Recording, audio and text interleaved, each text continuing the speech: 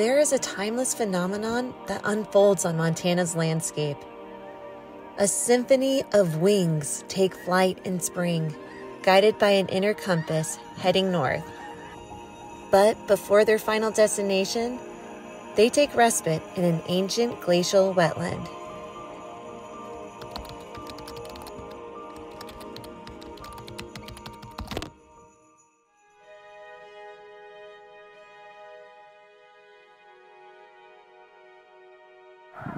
So Freezout provides, to quote Mike Schwitters, still helps us. He's been helping us for over 30 years at Freezout doing some of our survey work.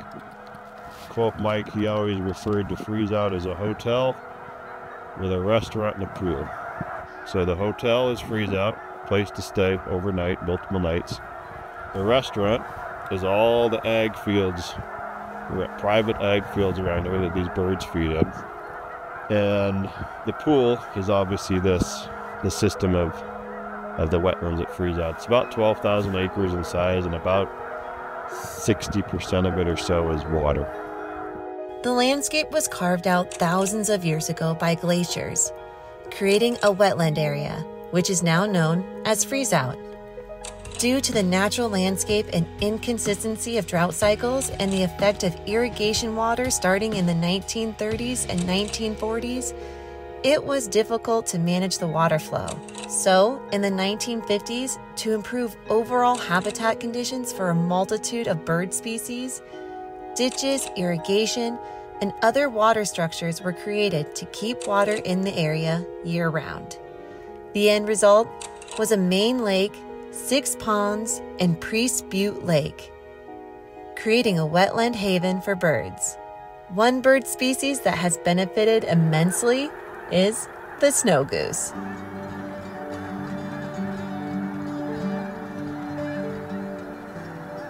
So the uniqueness of Freezout is where it sits in the migration path. They've learned how to use Freezout. Even before Freezout was developed what it is today, they learned how to use that over hundreds of years or maybe even thousands of years in the migration process. During the spring season, the majority of the snow geese begin their journey on their wintering grounds in Central Valley, California. The end destination is Alaska, with some birds heading as far as Wrangel Island, Russia. Freezout is essential for these birds to have enough reserves for the 3,000-plus mile track. For bird watchers, the ideal time to catch this spectacle is end of March, early April, and about 6 months later when they head back south. With the best time to view the birds in flight is early morning or right before sunset, as these geese go to feed or make their way north. The number of birds that stage through Freezout is astonishing, with as many as over 100,000 in one day. Counting is vital in managing and monitoring these species. MontanaFWP depends on their staff, like Nancy, who counts these birds during the peak season. I love to count the birds when they're in the sky, so when they rise, formation as they're leaving an area. I love to count them that way, in formations of 100, and then when they're on the ice or water. It's tough because you're counting three-dimensional objects on a two-dimensional plane, and so there's a lot of room for error.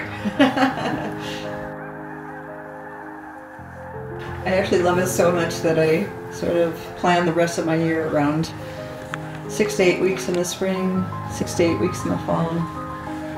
Yeah, you never get tired of it.